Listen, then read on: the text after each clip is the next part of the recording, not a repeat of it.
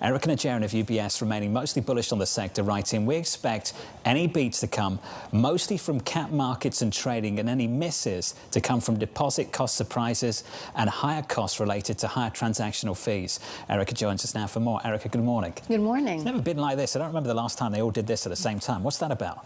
I don't know. Everybody had a great 4th of July weekend, long weekend, and they're like, oh, I'm feeling sick. I'm feeling sick Tuesday. Look at my earnings, everybody. Right. Fantastic. What are you expecting to see tomorrow morning? So we're all expecting great things, right? But can the mega cap banks really exceed the mega expectations that have been put on? So the whisper numbers from the buy side or the investor base, especially for Goldman and Morgan, tend to be higher than where consensus is. And so with 5 of the 6 of them reporting and expectations ratcheted up pretty high, I'm a little bit nervous that tomorrow is going to be a little bit of a mess and that it's going to be difficult to stand out, especially since I expect that JPMorgan's earnings call will be somewhat dominated by succession questions. And so if you think about sort of what sticks out in a 5-day, sort of 5-bank reporting day, that might be it. So results might be, you have to really stand out, right, to catch the headline. So let's try and unpack some of it now. So you mentioned the likes of Goldman. So Goldman's up 20% this year. Morgan Stanley's up 25%. Those two names have almost traded as one, had a fantastic year. How crowded is positioning around some of those names within the banking sector? Because I would often come on air and I'd say the banks as a group on the S&P, record highs, but the performance spread across that group of banks is actually pretty wide, isn't it? So it feels a little bit like the investor base is playing kind of like a little dangerous game, and they're actually long Goldman, short Morgan Stanley. And so they're trying to be long the purest expression of capital markets and short a name that's trading at a very lofty price to tangible book multiple. And seasonally speaking, wealth flows are typically negatively impacted by tax payments. So they're, I think, also banking on that. But that is a super crowded trade. And so not only do they have to beat consensus significantly, both companies, but we also have to have pretty encouraging, outlooks in terms of the pipeline. So when it comes to Goldman, out of all of them, is that going to be the highest bar for them to clear? I think Goldman has probably the highest bar to clear, yes, tomorrow, given positioning. So then who do you want to be exposed to if you're an investor going into tomorrow? I like a little Wells here, right? Because no one's talking about it. No one's talking about them. Everyone's like, oh, they may not make their $50 billion net interest income target, although Charlie, the CEO, and Mike, the CFO, had reiterated it during conference season in May and June. And, they're not as purely exposed to cap markets names. But, if they can hit anywhere near consensus, that stock is really sort of inexpensive. And if they could reiterate in that public forum that they could hit their targets, I think that stock could actually have a little bit of a squeeze. Do you see a new phase to the banks trade emerging with the likes of Wells Fargo and others, a purer play on just the traditional banking story away from capital markets? Is there a next phase to this long bank trade? I had hoped so, but I'm still skeptical. What right? makes you skeptical? Because at the end of the day, as I think about what the fundamental question mark is, it's really about deposit growth and deposit cost challenges.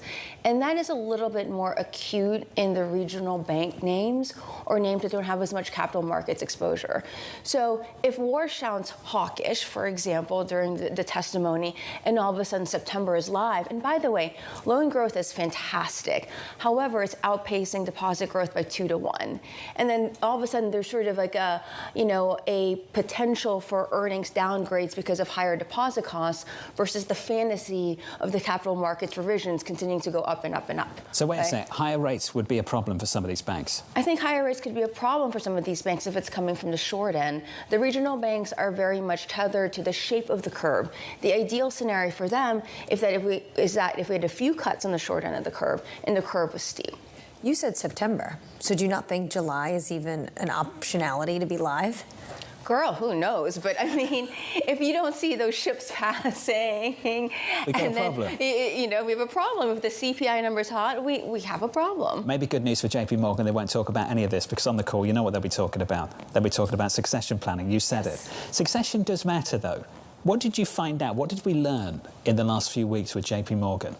So I think we learned that the sort of rolling retirement for Jamie is over, right? You think it is done now? I think it is done now. And I think that I would peg his remaining time with the length of the retention award contracts that they gave to Doug Petno and Troy Rohrbaugh. So do you think he needs to come out with clarity on when he is going to retire?